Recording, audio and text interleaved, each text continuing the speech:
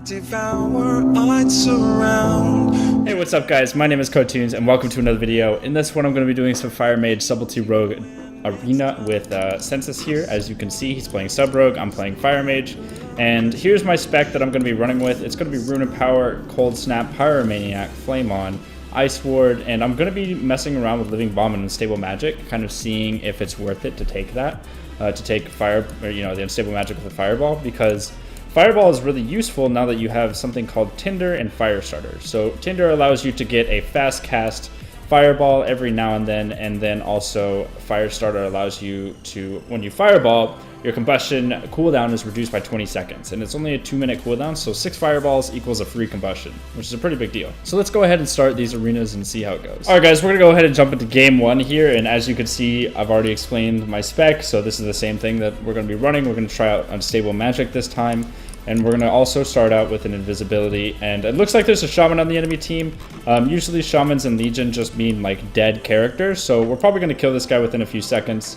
And this guy, for some reason, can't see me while Spectral Sighting, so I'm going to go ahead and Dragon's Breath and sheep this a Demon Hunter. He trinketed into a pirate, or we're going to get a big Fireball off, Phoenix Flames, and kill the Shaman within a couple seconds. As I told you, he really didn't have any chance because he was a Shaman, and that's just kind of how the game goes right now. You know, Shamans are in a really poor place in 2 vs 2 arenas, so yeah, they're probably just going to die. Alright guys, we're going to come back at you with the second arena, and as you can see, I'm playing Rune of Power, Unstable Magic, and we're going to be fighting a Warlock and a Rogue. So Warlocks are really, really hard to kill on the alpha currently. I don't know if that's intended, if there's bugs with them, because I haven't actually played the class quite yet. But it's really hard to kill him, especially with this Soulish thing. It's just like an infinite amount of damage, as you can see. I'm stuttering over my words, that it requires to be absorbed. But you can spell steal it, which is pretty nice. So we're gonna go ahead and get a solid combustion spam with a big meteor. I cannot get this Nether Ward off, and this reflects all spells, so there's really nothing I can do about it but Trinket that Fear, blink the Sheep Shot right here, Dragon's Breath the Rogue, and sheep him off of that maybe. I don't know if I'll get that sheep, but oh, we killed the Warlock. Nice. I guess Census finished off the kill. Pretty good.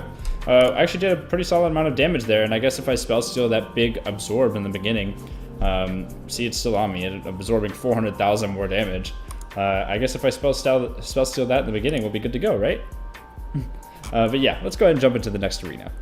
Alright guys, we're going to be jumping back into game 3 here, and as you can see, I'm going to be playing Living Bomb as opposed to Unstable Magic this time around. It looks like there's a Shaman on the enemy team again, so we're going to go ahead and finish him off within about 5 seconds of us opening onto him.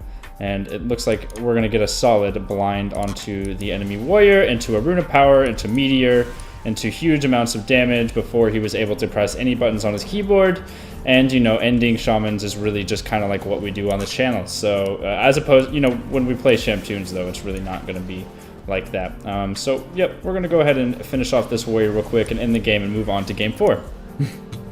And for game 4, we're going to be fighting against a Demon Hunter and Ret Paladin. It looks like we are going to have a pretty bad opener due to Demon Hunters being able to see through stealth. It looks like the Demon Hunter went ahead and trinketed. I'm going to go ahead and blink out of this and cast a Polymorph, or actually we're going to go ahead and Frost Nova this Demon Hunter, cast a Rune of Power, get interrupted on it. You can go ahead and cast a Meteor and almost die within just a couple seconds, but we got the bubble because Census does a crazy amount of damage. This is a really, really hard team for me to beat as a Fire Mage and as any Mage.